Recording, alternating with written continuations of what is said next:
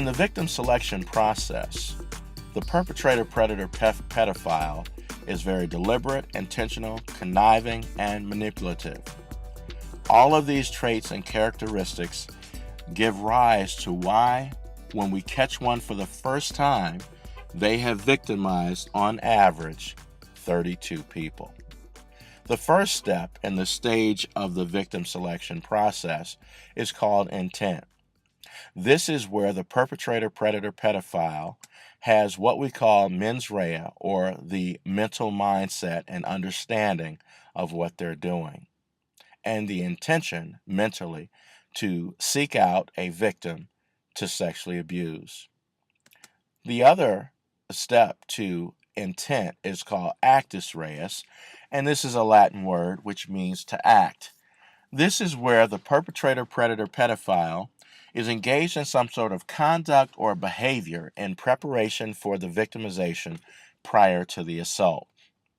This could mean going out buying camera equipment by which to become a voyeur in the boys' or girls' bathroom, by taking still photographs or video clips.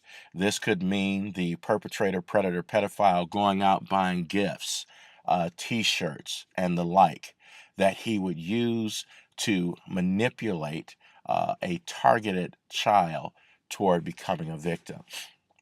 Now, this is why in law enforcement, let's say, for example, a person had in their possession scales that are only used for weighing drugs, other drug paraphernalia, or even criminal tools, safe-cracking tools. If the police pull that person over for a routine traffic stop, that person could be arrested for possession of criminal tools, even if they have not committed a criminal act, because the belief is this is in sequence with the preparation and planning for commission of a criminal act. The next phase in the victim selection process is called the interview. This is where the perpetrator, predator, pedophile actually gets into the environment of a targeted victim.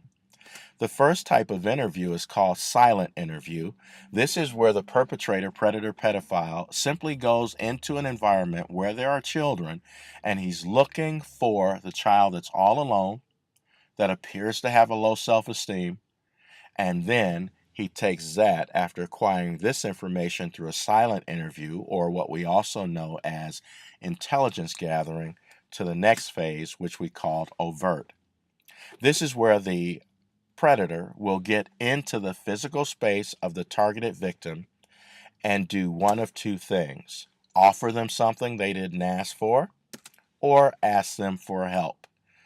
A prime example of this is the perpetrator, predator, pedophile that drives through a community after school is let out, and he has observed through a silent interview that there's always one child that always walks home all alone, doesn't have a lot of friends, and so he approaches that child and asks if he can help him find his lost puppy.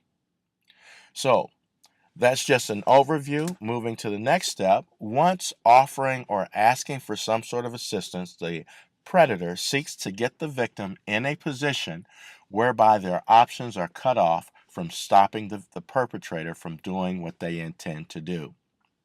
It gets tricky here, because if the offer has been pretty significant and inclined with something that the child is interested in, the child may very well feel like they are responsible for their own victimhood and sexual assault, and even more so be less inclined to tell the authorities or even their parents. So you see, from the victim selection process, a sexual assault does not happen until the fourth step.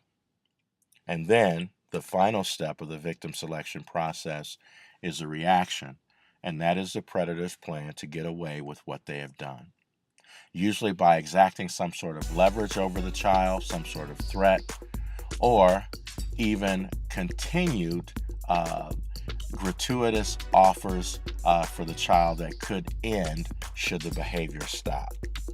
Coach Ty, I do a variety of training, as I indicated earlier in this clip, for colleges, universities, social workers, educators, school systems, and also for parents.